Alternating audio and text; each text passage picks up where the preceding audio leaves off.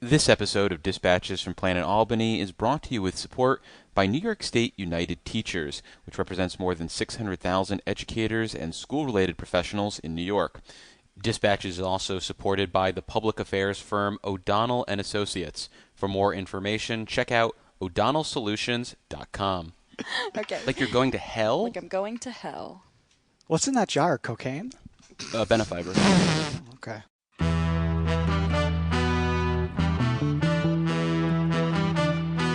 I've also declared war on potholes, so here's the first shot across the bow. Well, as you know, with Planet Albany, there's always something that makes the planet turn. And it's this amazing view of D.C., and Eddie Vedder comes out. And he goes, "You have a cigarette?" And I've never smoked in my life, but if I had, I wish that was the moment. And this strategy takes us from potholes to knotholes. I would like to say it was a pleasure, Mr. Kim. But I'm on the road. I'm David Lombardo, and this is Dispatches from Planet Albany, a podcast about power and politics in New York State. And this is our 100th episode, which you can tell from the fancy attire we have on our heads today. So we're celebrating this special occasion, and to kick things off, we're joined in the studio by someone who has been there since the very beginning, show champion, Shontell Plummer, head of the New York practice for Tusk Strategies, where she is a partner. And that's one of the big things that's changed since day one, the last name. How's it feel on you? Oh, that's right. Oh, yes, I sent you the screenshot of Shontell Plummer. You know, it's hard, but I have all the vows now, so I feel like it's just nothing but cool runnings and manifestations, you know? Well, let's rewind back to that initial appearance. Why did you agree to come on the show? We didn't have an existing relationship. I was a little bit afraid of you. Why were you afraid of me? Well, we can get into that, but what made you want to come on? Because you did Tales of the Coup on the, was it 5-year anniversary? No, 10-year anniversary of the coup, which for those who don't know was like a 4 or 5 part series on the coup. I wish it was 5. It was 7. Really? Yeah. Oh. So it was great. I took issue because like you had like some corny people on, but like whatever, potato. But so what was it about either the way I covered that? It was just good and it was entertaining. And like that was a very traumatic time in my life because the Senate was my first job. So you're in this job and you're falling in love with this job and everything's so cool. And then one day, like 2 losers decide to defect with the Republicans. Those losers are Hiram Montserrat, who actually is still active in Queens politics, and Pedro Spado, which he went to jail, but I don't know if he's out of jail. I think he's out. But like these 2 losers decided to go with the Republicans because they were mad. At first, I listened to the podcast. I was like, let's see if this loser can like accurately, you know, account for what happened. But it was pretty good. But it's one thing to enjoy that. It's another thing to say, I want to be part of the narrative moving forward. A lot of people in your position shy the hell away from the spotlight. The responses I get. I got nothing to lose. What? A lot of money. I'm Big Mama. Yeah. You have more to lose now than you did in the past. No. My brand is knowing the legislature, knowing the executive, like knowing Albany, because I live it, eat it, breathe it. Even when I was a staffer, I'm extremely transparent and direct. Never going to say I don't tell you how it is. If you're hiring me, you know that. I don't say crazy stuff here. And when I truly, truly, truly feel a feeling, I do the podcast, we end taping, and then I say... Oh, yeah. It's terrible. I just wish I could just keep another podcast of dispatches from dispatches, dispatches after dark, whatever. All of your best nuggets are right afterward. And I make sure you're done recording. It's I'm terrible. like, are you done recording? And you're like, yeah. And I'm like, this. Well, you mentioned brand, and that brings me to one of our anonymous questions we got. Oh, Lord, here we go. This from a communications professional, and they wondered, do you think being on this show has helped or hurt your reputation, your image, your value in Albany? You definitely took some heat when you had the idea of stepping on people's necks, but maybe there's also that brand awareness has increased. I want to be clear. When I said stepping on people's necks, the people who felt insecure about it are just insecure people. Okay. Because it wasn't like, oh, I'm stealing your client or anything like that. It was just like, yo, I'm in the building. I'm going to be doing lobbying. Like, I had big clients with big issues and like... Get out of the way. I know Albany. So like, yeah, like we're going to be friends or foes. It's interesting to see how many people have changed towards me now that I'm actually lobbying. And for some people, I'm their competition.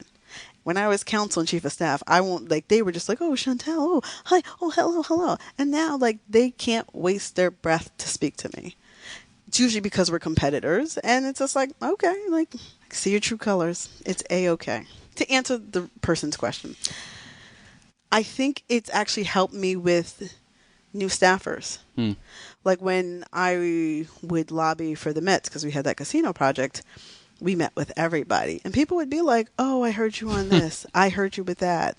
And like some people do say, oh, I've heard you. Da, da, da, da, da. I don't let it go to my head, but like, I don't think it's hurt me. Sometimes though, when I do the playbacks, I'm like, that was a little too real. Is there anything you wish you hadn't said on the show? No. But sometimes I wish I could be my best self all the time. Like, for example, like when we were doing the postmortem on Cuomo, I said something about Gustavo. And the next day I was like, why'd I even do that? Like, all right, like if he wants to hit me, let him hit me. But like, why am I? Like, I'm like, that's just like, why? I hate when I say things that I feel like, oh. But then there's certain things, like Antonio Delgado. I'm always like, right on, sister. Someone needs to say it. I think sometimes when people go on your show, well, you have two different shows. You have, oh, I'm David Lombardo. I do my everyday radio show. And you have serious people. And I'm a serious person. But I think the thing that people want to hear when they do podcasts or when they're in politics is they want to feel, they just want like someone to talk to them and give them real talk. Authenticity. They just want like, all right, like first year doing the budget. Why is this so late? Is this normal? I work at X house. How come my member don't know what's going on until the final minute? Like, they just want someone to be like, this is how it's always happened, and this is the process. And they just want someone to break it down. And we've tried to do that from day one. I don't know how successful we always are. I kick myself sometimes when I feel like we deviate too much into the rote form of question and answer, or I'm not necessarily thinking or expressing myself the way I would in the hallway, although to a certain degree that's probably for a good thing because I need to not share my entire personality.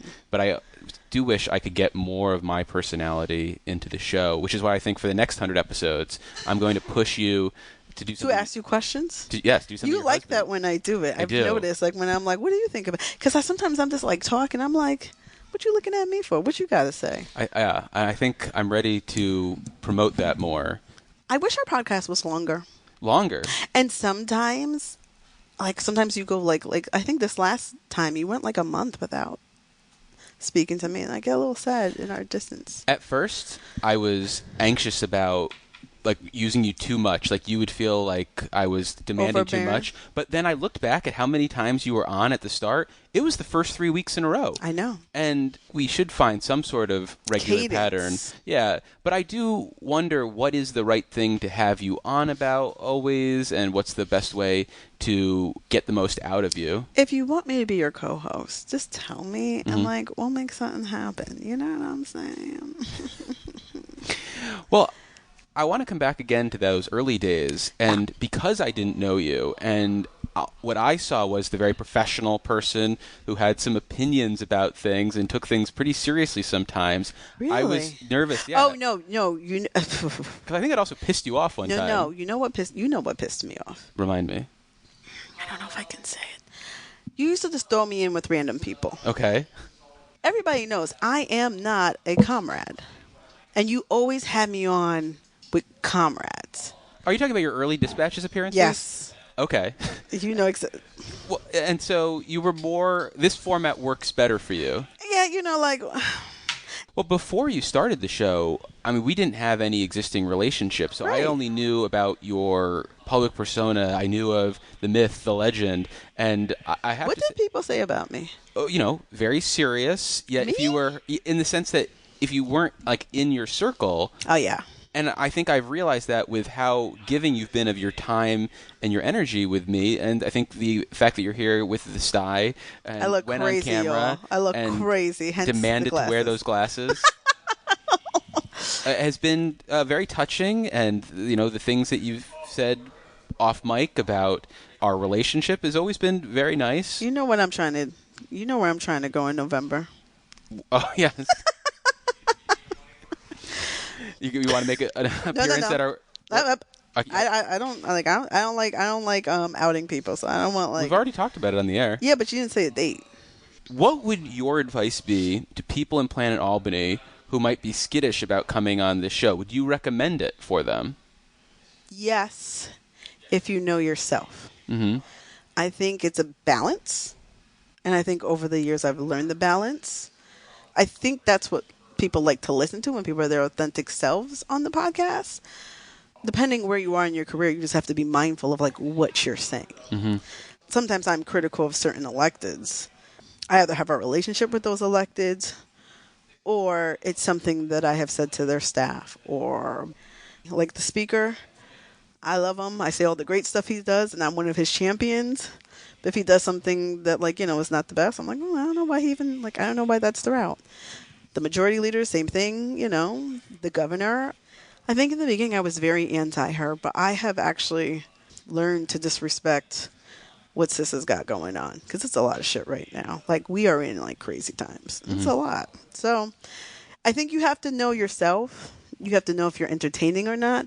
If you're dry, don't come on the podcast. And don't try to be funny if you're not funny. I'm just a natural comedian. Hello. Yes. But if you're not... You also get a good edit. Oh, do I get a good edit? Yeah. Oh. I take good care of you. If you give a chef a tenderloin, they find the filet mignon, and you bring tenderloin energy. I mean, what can I say? What can I say? But wait, people said I was tough, and if you were in my inner circle, I was a good time, though, right? Oh, yeah. So for a couple of minutes now, I've been wondering why my eyes are bothering me, and I Because you're looking at my... It's a flashing fucking red light at me this whole time. I know. And I have a history of seizures. Do you really? Oh my God. Mine are all no, don't worry about it. Mine are all alcohol related. I'm sober now, so it's okay. Yeah, I'm California sober for 13 and a half years now. For more than 100 years, the New York State Association of Counties has served as the united voice of New York's county leaders, fostering excellence in county government and advocating for sustainable funding and sensible legislation that protects local taxpayers and the essential services they rely on. Learn more at nysac.org. Is there any situation where you think you would go back into state government? Yes, I'm glad you asked me this. Absolutely. Okay. After I achieve my life goals of bringing life into this earth, hopefully, and my child is of sufficient age, my one dream is to be secretary for a governor. And that's the only other thing I think I need to do. I've gotten offers to be councils. I've gotten offered to be counsel to a New York City mayor, an existing mayor, not someone running for mayor. I declined that. Does that mean Eric Adams? I'm not going into who it was. Well, you said an existing mayor. Well, there's plenty of existing mayors. Oh, so like could be previous ones too. Throughout my career, I got numerous offers to do government work and to leave Andrea. Why is secretary to the governor appealing? I'm not an ideologue. I'm like a doer. Tell me the thing that needs to get done, and let me see if I can do it. Mm-hmm. So for me, being in the Senate and watching us have power, lose power, get it back, and then build, I get deep pleasure in trying to figure out how to put points on the board and figure out all the different personalities and how to interact with the personalities and like figure out what to do. When we would do packages, people would be like, oh, you can't call Sia Weaver. Oh, God. Oh. Give me the phone. Let me call Sia. Hey, Sia, you don't know me. You want to meet for a drink? Let's just talk housing.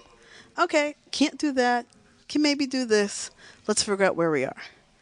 Oh, you can't call Common Cause. Well, I wouldn't call them now because isn't that where my hater works? Yes. But anyways, I'd pick up the phone and call them. Oh, you can't call, Reform New York or what is it? Reinvent Albany? Reinvent Albany. Oh. Pick up the phone and call these people. You clearly lose a lot of sleep over Reinvent Albany. No, I didn't know their name. No, it's just been a while since I've had to call these people. But what I found is that, pick up the phone and have a dialogue, and they may hate your fucking guts. 9 times out of 10, they don't. They just believe in a cause. And your goal is to figure out, well, I can't do X, but let's do Y. Or let's find somewhere in the middle. And that, like, I love that jam. Do you feel like you don't have a strong ideology, or you just don't have a political ideology? In my years at the Senate, there were only 2 things that I felt so passionate about. And that was the criminal justice reform, because I felt that people of color disproportionately just get impacted by the criminal justice system. I could go on, blah, blah, blah, blah, blah. And housing. I remember me and Andrea cried when we passed the housing bill, like boo-hoo-hooing. Everything else, I'm indifferent towards. Nope. And I cared when we did the driver's license bill, because Javier from Make the Road was just so passionate and so good at educating and getting people to change their position. So that was like a personal thing. And I've been in the legislature for 15 years. Everything else, I'm like, good. Like when people like attack me on Twitter, I'm like, I could care less, because I know that there is a bill that I pass that changed your life for the better or worse. I'm like, oh, what does she know? She's a corporate lobbyist. I know a whole lot of shit. And I know that before I was working at the Senate, people couldn't get no-fault divorces. That passed in 2010 when I flipped Carl Kruger on the floor. So it's like, to me, I don't care less what other people think about me, because I know that what I've done over the years has changed multiple people's lives for the better. I just want to tell people my house is done. I just want to tell people, in this economy, I know it's hard, but if you can ever build your house, please do. It's such a gratifying experience. Yeah. Did you get in there under the line so that you can have natural gas in there? Oh! Let's talk about this. I have to talk about this. So the legislature, I don't care. I'm going for it. The legislature passed some kooky thing where, like, after January 1st, all my shit has to be, like, I think electric. So you're referring to the All Electric Buildings Act? Yes. So if your house is already built, you're good to go. Yeah. But, like, it's fucking insane. Let me look into the mirror. It's insane if you're building a house. My fireplace? Mm-hmm. They're like, oh, good thing you got it in. Because after January, we're trying to put a pool in the backyard. I want a heated pool. Mm-hmm. I have to enter my contract before January 1st, put a down payment and do all these things so I don't get impacted by that. I have a water heater in my basement. The guy was like, good thing you just... Like, people are freaking out about this. Look, I care about the environment with the rest of us, but this shit is kooky. It's kooky. It's kooky. I mean, I hope the Builders Association is listening to this podcast. They're going to want to sponsor us now. This is great. Or maybe the environmentalists will listen and they'll want to sponsor to counteract the Shontell messaging. You know they're going to counteract my messaging. Granted, it was started months before, but like for the people putting down money on lots now, mm-hmm. I know they are anxious. You're going to have mismatched shit and stuff in your house. It's crazy. So your team repeal the All Electric Buildings Act? If anybody needs a consultant, holla at me. A motivated consultant. Because I just think we do these environmental... Oh, let me just shut up. I just think there's always a bridge in between. We don't have to go, hey, January 1st, everything electric. You'll see. Wait, you'll see. One of the things that people always ask me about is in our communications, when we're doing our interviews, you might hesitate on something, and I will either just ask you the question again, and you'll provide an answer, or I'll just say nothing, and in the silence, you will then provide an answer. And I was curious whether that was something you were conscious of, this idea that we were able to get something out that you initially said, no, I can't talk about this, or whether this was all part of a calculation on your part where you're kind of doing the lady doth protest, and then... It's not lady doth protest. I say I can't say something and you're silent. Like, I give you a little bit, but I don't give you like... You still fill the void. I fill the void so you can figure out what's going on or my thoughts or mm-hmm. whatever. And then sometimes I'm like, I'm not going to say it. It's just like when I was like, oh, I'm not going to say this thing about... the environment, and then I'm like, it's crazy. It's like, you just figure out No one's going to cancel me because I said that it's crazy that we have to go all electric post January 1st. Like, I think in my head when I first say no, it's fear. Of like, oh, you're going to say something that's going to be controversial. And then by time you ask it a different way, it's like, who cares? Well, she's been uncancelable through 100 episodes. I'll probably get canceled after this. We'll see if she can do 100 more. But it's been Shontell, Plummer. Wait. I'm trying to think if there's anything I want to ask you. Why did you do this podcast? I did this podcast because Capitol Press Room wasn't necessarily scratching the itch that I wanted, one, in terms of the conversations I wanted to have, but two, what I wanted to listen to. I wanted to have something like The Ringer's The Town podcast, which is about entertainment news, or 538 politics, but on the state level, and have a conversation of people who knew what was going on, weren't talking in the same sound bites, weren't offering the same conventional wisdom that I could just spew from memory. And to a certain degree, I've been successful with that. To a certain degree, I'm not. Okay. But I think that it was just trying to serve a platform for the conversations that I enjoyed having in Albany and wanted to hear more of, because I thought there was an appetite for that. What's the feedback you've received over the years? I have never gotten any direct criticism about the show unless it's people who are mad at me for having you on. Wow! Oh, that's honestly, like, really. It's always me? That's like, there's some people, but I think they just Are they hate on you. Twitter Yeah, or it's on they? Twitter, Oh, yeah. okay. So Well, not Twitter, real life. whatever. Yeah, the yeah. Twitter people don't like you sometimes, or they don't like Cuomo. I think that heated up more this year.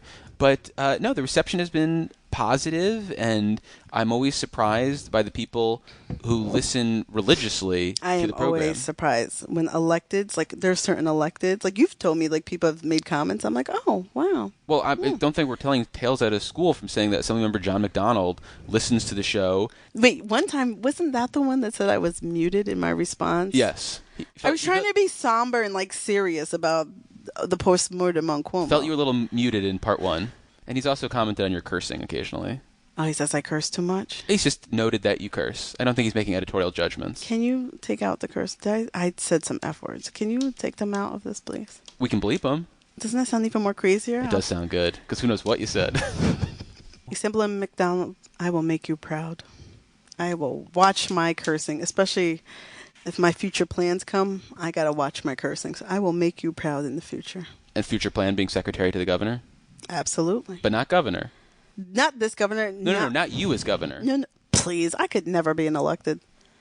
It's too much on, like, being on. Right now, though I respect Governor Hochul, Big Mama's got to pay these bills to pay this mansion. But, yeah, like, whoever is governor in, like, 20 years, please remember. I hope I'm still, like, in the world.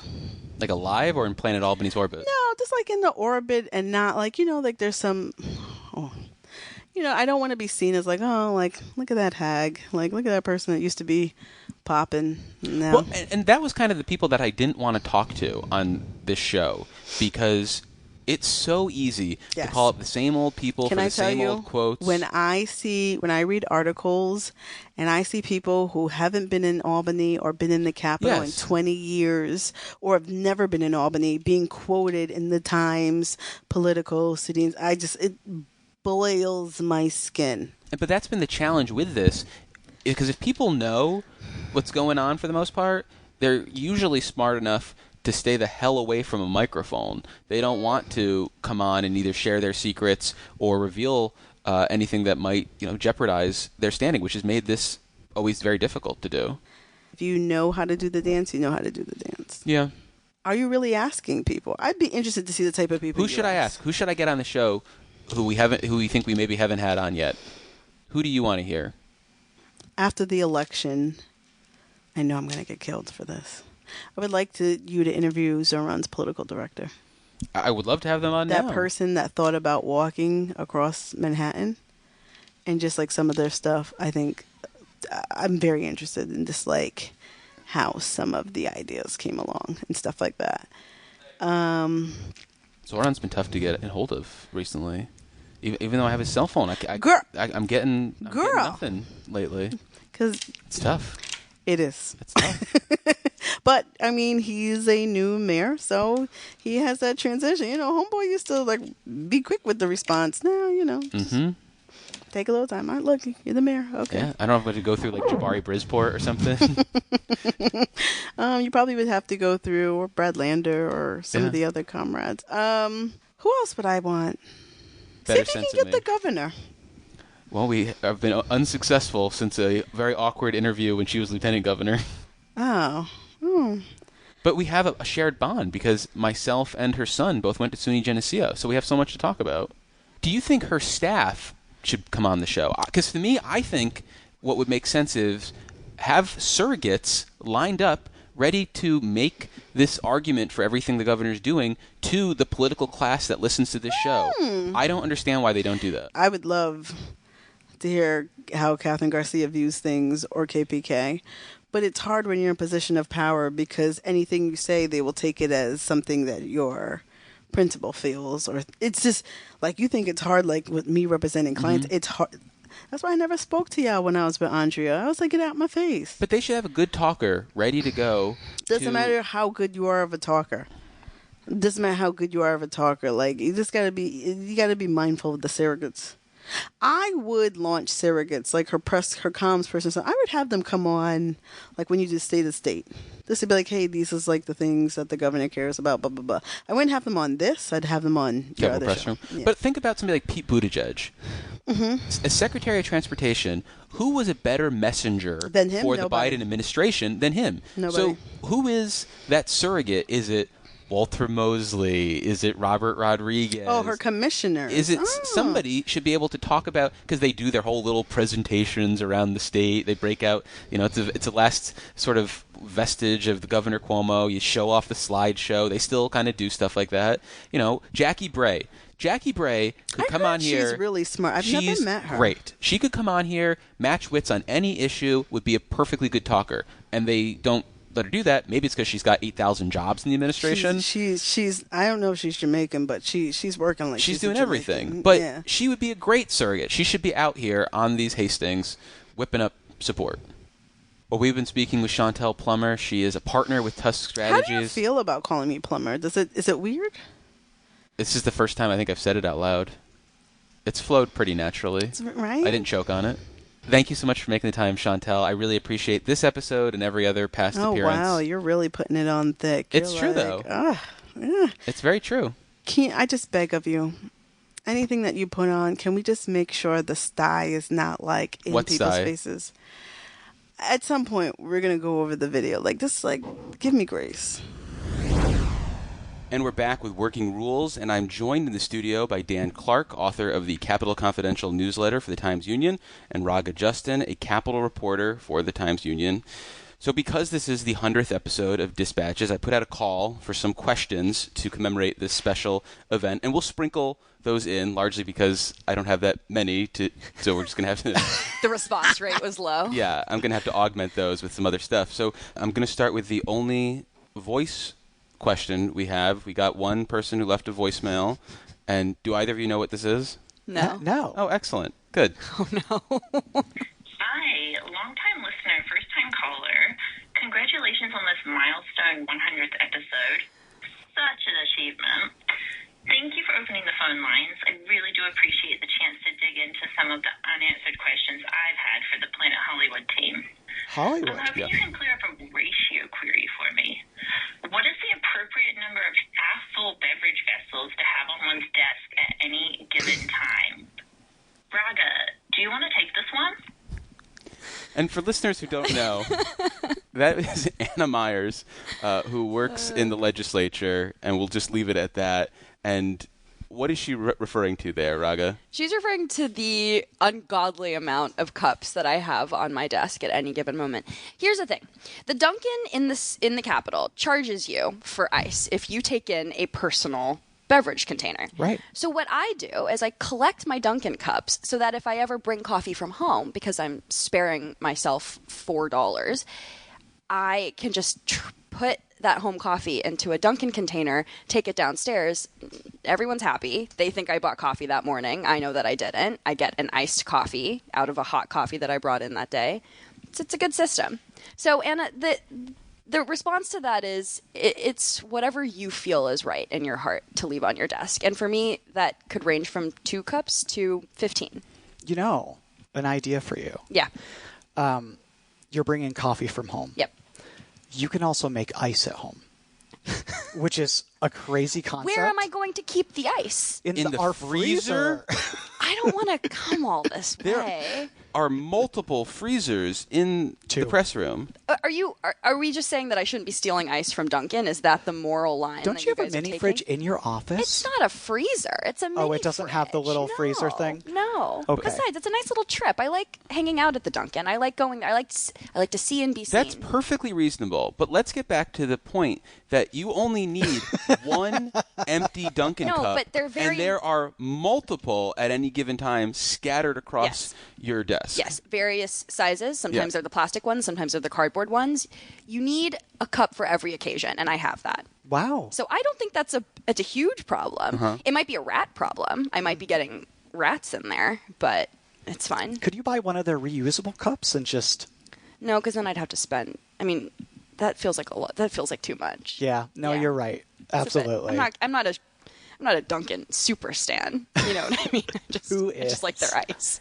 Dan, I feel like you maintain a pretty clean desk surface. Is that I do. fair? I do. And are there any empty cups or wrappers or leftover food? No, I have been in the LCA long enough to have multiple instances of mice in here. Mm-hmm.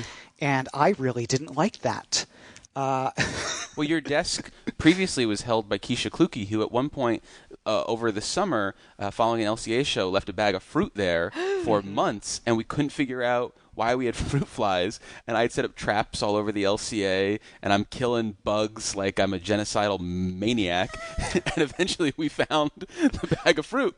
Where was this bag of fruit? Just like by her desk. Oh, I feel like that's a pretty easy thing to trace the source of. Yeah, but on the other side of this wall. And she wasn't, like, around. Right. And, it wasn't until, like, a guy came in because we just couldn't diagnose the problem. And he's like, here's a bag of fruit. Yeah, I don't know that says a lot about the collective intelligence of the LCA. Well, and I thought it was my fault at one point. I'm like, I've got a banana that I bring in every day. Oh, my God, I can't believe just this one I've been banana. doing this. Yeah, that was what I thought. I'm a self-hating Jew. I thought it was me. I came in with a lot of guilt to this and just assumed it was me. I don't know. If you guys ever call me and I go, what's wrong? I mean, that's, or what did I do? Well, you didn't leave a bag of fruit, so you're already one up. Yeah. Do you have any plans to change your habits at all? Yeah, I think, ultimately I'll have to be respectful of the spaces that I'm in. I think I don't have to do that until I'm 30, so. No, you're fine. Yeah. Politico has food out all the time. I think, well, right, but it's like bagged up. It's sort of proper. Sometimes. No bags of fruit. So I want to turn now to a question I have for both of you and the show's future. We've done 2 drafts, I believe, together, and one we were joined by the Assembly Republican members, Ed Ra and Josh Jensen. I'm basically running out of categories, though, and ideas for drafts, short of, at the start of every session, doing something about who's going to pass the most bills, who's going to get indicted, who's on Ozempic. And I don't really know what we should do in the future, and I'm curious if you guys have any thoughts on the drafts. Should we do more? Should we stretch beyond politics? What are your thoughts? Because people love the drafts. We should absolutely do more drafts. Sure. One category would be lawmakers who do things that maybe other lawmakers should be doing. I'll give you an example. Shelley Mayer is very, very active on utility issues. And this is Shelley Mayer of the Twin Set variety? Yes. Okay. Yes. That is her. Gotcha. That's a good example. Alex Boris is a very big on AI, despite not being the Internet and Technology chair. There are many, many lawmakers like that, and I would love to learn more about them.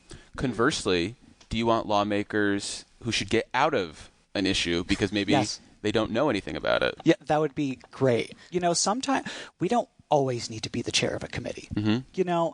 If it's a committee that maybe you don't think you're going to do a good job at, maybe just leave that one alone. It's okay. We've seen so many instances of people doing great work in the legislature without being the chair of a committee. Raga, you've been able to put a real spin on some of these categories. You've emerged, maybe not the winner of the drafts, but the most notorious draft participant. Wow. So are there things that you'd like to see in a future draft that you'd like to lean into that you think maybe are really beneficial to your skill set? You know, I was actually of the opinion that maybe we don't force it. You know, when you have 3 drafts that are really solid, maybe you say that's great. That's a really good portfolio of work for all of us to have. So you're saying no more drafts? I'm not saying no more drafts. I'm saying when the ideas come to you for possible categories to draft in, then we reevaluate.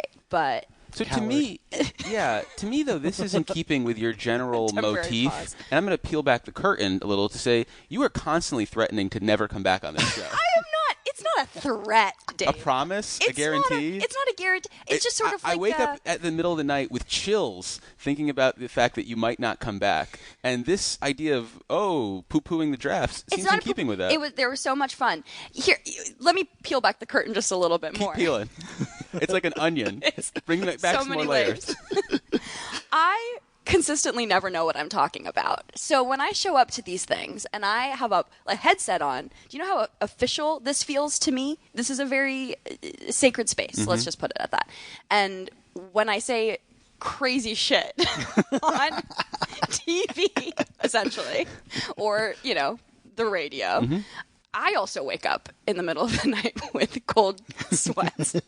But I'm going to look out for you. What did I just say? I always look out for you in the edit. You do. Thank you. I do appreciate that. And I was playing some of your videos, and they are your videos, for Liz Benjamin, who has TV experience. She's a communications professional. Very cool. And she's basically like, that lady's a star. That was her this was an fishing expedition. Announcement. My point was, she's like, she should be the next host of Capital Tonight, is what she said. Okay, That's right. Okay. Well, I can't do that.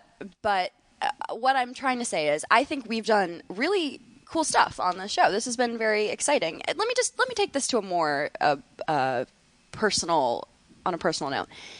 This has been awesome. This has been so great. I really do. Oh God, enjoy... doesn't this sound like a preamble? I'm leaving. You know, the last time I was dumped. It's not you guys. Giving me it's flashbacks. me. Jesus Christ. Guys, no, I'm just trying to have a moment here. Okay. Have your moment. It's been God. fun. Heart rate needs to go down. Jesus, I'm staying on the show. Fine, give me something to draft. I'll do it right now. I'll do it right now. What's your favorite New York food? Oh yeah, that's interesting because you are from Texas. Half black and white cookie. Oh, wow. Black and white cookie. Okay, great. Those things do not exist south of the Mason-Dixon line, and they are so good. Even now, post-civil rights movement? Yeah, unfortunately. Where do you go for a black and white cookie? I kind of just ask around. I sometimes... Who do you ask? Josh. Josh Solomon.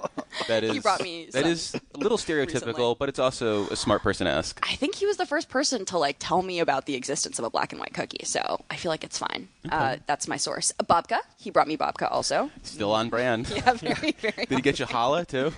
The first time I tried challah was because Josh had challah. Yeah. Excellent.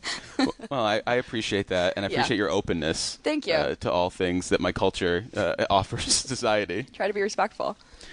I will say, if we're drafting, maybe more vibes-based drafts, I think that can be kind of fun, too. I feel like people really enjoy when we get a little silly with it, Best dressed was a good category for me. I liked doing that one. That was fun. That was really fun.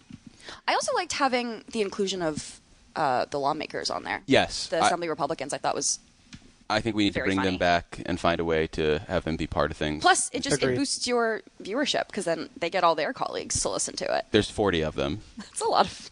I feel like that's a lot of people. For numbers wise, we want to focus bigger. We want to try maybe the Assembly Democratic Conference. We want 100. Now they're boring. Yeah. I'm just saying. Okay, dream draft team. Imagine if you got Hasty and ASC. In here? Yeah. Unfiltered. That would be crazy. That would be not you and me. They replace crazy. us. Oh. It's just them and Dan. I mean, and Dave. And Dave. Sorry, Dave. It's okay. I think Stuart Cousins would definitely be fun if you could get her to loosen up. Mm-hmm. And I think Hasty would be fun, but I think would be much harder to loosen up. Well, yes. You interviewed him recently. Yeah. And what was that like? Because I have never had the pleasure. I find Carl very, very easy to talk to. Yeah. I was here when he became speaker, so I've been along for the entire ride. And every time that I've spoken to him, he's just been very easy to speak to, particularly because I was really focused on criminal justice issues for a while, and that was his focus as speaker when he started. But I will say he is tough to get into a jovial mood, if you will. He really likes to talk when he feels passionate about something in a, like, I want this to happen way, and not in a, like, this is really great way, if that makes sense. I feel like you have to set him up with, like, a Boston Celtics question or a Ginny and George conversation point, and then you're like, hey, we're friends, we're doing things. Yeah. The magic starts happening. And then ask an uncomfortable question. Yeah. My thought was we do some sort of prediction market type thing, and this is more where I'll take maybe 10 issues that might be in play for the legislative session. We could do this in like January or December, maybe for a live show. Ooh, I'd love that. Wow. Yeah. And we basically assign a confidence interval between 1 and 10 on how likely things are going to happen. And then we'll come back at the end of the session and say, you know, Dan, you thought this was a 9. Raga, you said it was a 7. Dave, a 5. It ended up happening. Dan, you were the closest because you were the most confident. You get a point for that one. And what do you guys think? Love. It's another form of gambling that I'm not familiar with and will be. So Excellent. I'm excited. So here's a question, and this one comes in writing and is not anonymous, from Dispatch's super listener, Tim Ruffinen, of the Division of Budget. Can you please share a wild story or interaction with a flack? And he said, obviously without revealing the identification of said interactions, as we all have reputations to maintain, I will be completely outing my person in a second, in part because I think it's a nice story. Wild good or wild bad? Could be either. Oh, boy.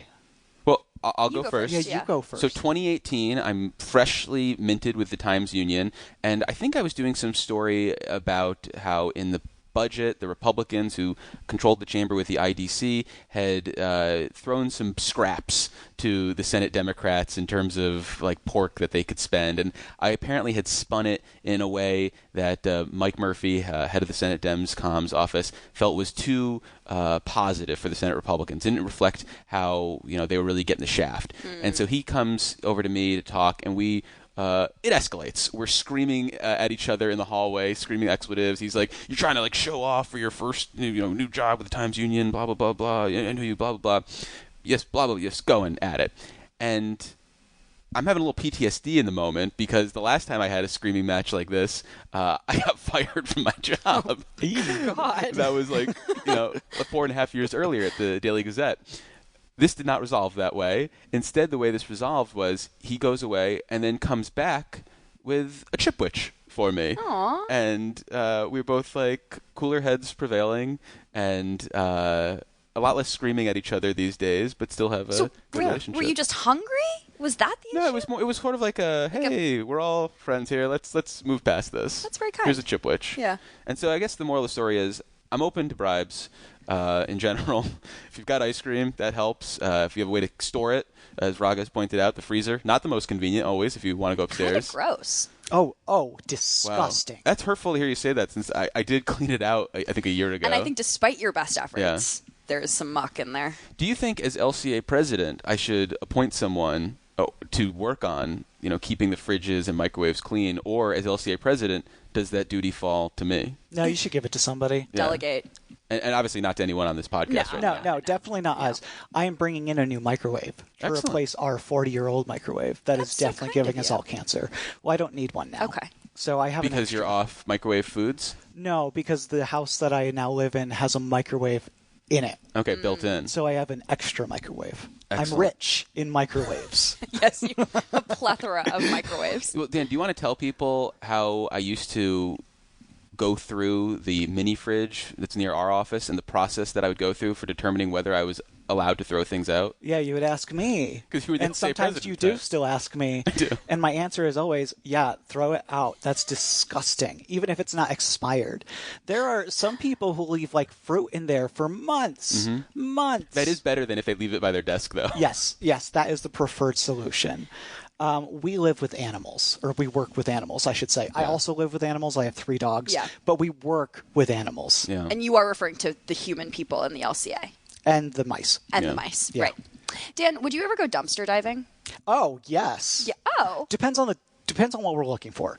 If we're looking for furniture, like that type of vibe, yes, Okay. 100%. If you're asking me to go look for like non-perishable food, I'm not going to do that for you. Who's the lawmaker you'd most rather go dumpster diving with? Oh my God. Well, Jim Tedisco, because he has literally gone into a giant recycling container as part of a bit he did probably a decade ago when he was highlighting how we shouldn't be printing every single bill in order to give them to the member. And he's like holding up text. So he's experienced. He's rooted around in there. Yeah. He's gotten in the muck. And I have actually been in a dumpster as well back in my days at Ben & Jerry's when my boss thought he threw something of his wife's away. And he's like, go find this paper, Dave. Oh, no. And I jumped into a dumpster in my teenage Dave, years. The life you've led that we've gotten in just snippets over the past 10 minutes. Yeah. I'm much enjoying that. Interactions with Flax? You know, the thing is, I can't remember a specific interaction with a flack, but I will say there are some flacks who are so annoying. Oh my God. There are some people who will text me every single day about their issue. And I'm just not that into you. That's exactly it. I can't write about you every day. I look like a psycho. I would look like I have a clear bias on this issue. I can't do that. And do you think, to their credit, they understand that? Like, are they then pushing back? Because I feel like what my issue is when you don't understand as a flack what you're saying. You can't write about somebody's issue every single day. Right. So don't push the point Right. farther than you absolutely need to for your job. Yes. I understand up until a certain point that you are doing this for a paycheck. You know what I mean? But after that, it gets a little, at like 8 p.m. at night. Oh, no. Oh, my God. What are you doing? Anybody who texts me professionally after 5 p.m., I'm not answering you for 3 days. Wow. Do not do that. Punitive, to me. yeah. Some flacks will call me before 9 a.m., and that is offensive to me. Get off my back. From 9 to 5. 9 to 5. Those are my hours, unless the governor has died. Oh. Then you can call me. What about when Cuomo resigned? That was during the day. Was that during the workday? Yeah, I That's think nice of so. him. Yeah. What a time. What a time. I will say I also do not have a specific interaction with a flack that I'm thinking of, but there are some that stand out as being just generally more pleasant to speak to than others. Yeah. I mean, like there is, I think, and maybe this is part of a playbook that they have, that they give to every flack when they become flacks, and you read it and you're like, this is what I should do in order to maintain a good sense of camaraderie with the journalists. They need to update it.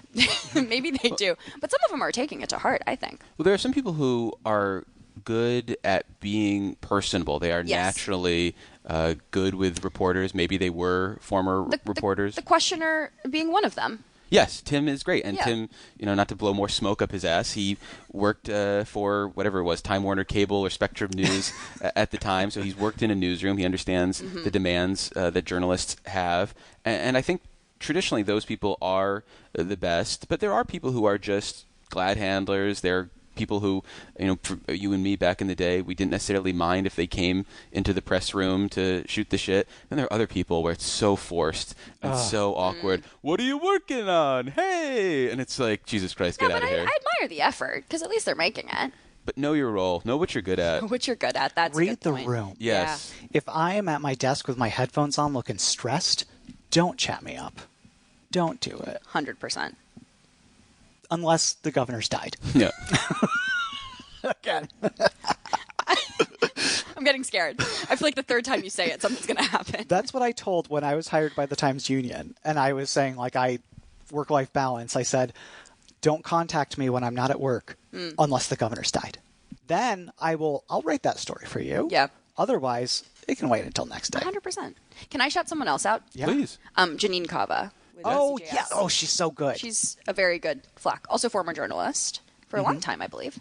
And the first time I spoke to her 2 years ago, so I was 1 year into the job at the TU, And this was like a really shitty thing to do. I called her at Friday, like on Friday at 2 p.m. And I was like, I'm writing a story for Monday. Yikes. And it was about domestic violence. It was That about is your national pastime, though, was calling people late in the process. horrible. It was maybe the most ashamed I've ever been to reach out to somebody. And I was so expecting an angry response back because I had just done this, to Dave's point, to DOH, some faceless person at DOH at the time. And I got like reamed for it. Like, they were not happy about that. So I was like shaking in my boots, emailing the DCJS spokesperson, and it was Janine, and she was lovely about it. She was like, hey, it's a little bit late. It's a little bit late today. I'm not going to lie. Let me see what I can get you. She got me something like by 5 p.m. that day, and it was this like extensive, lots of good background, lots of really pertinent information to the story I needed. And I was like, thanks, Janine. You saved me. Every time I work with Janine, it's been pleasant. Yeah. And she is very willing to find information for me. Yes. That it's probably available on the website. I just can't find it. Mm-hmm. She's like AI in that way for me. That's right. She's my AI. Janine GPT. Yeah. Ooh. Dan, incredible. So, 100 in. Looking forward to doing 100 more with you guys. Wow. Thank you very much. It's excessive. We've been speaking with Dan Clark, author of the Capital Confidential newsletter for the Times-Union, and Raga Justin, a Capital reporter for the Times-Union. Anything anybody else wants to say, or are we good on that point? I think we're good. All right. Thanks for listening.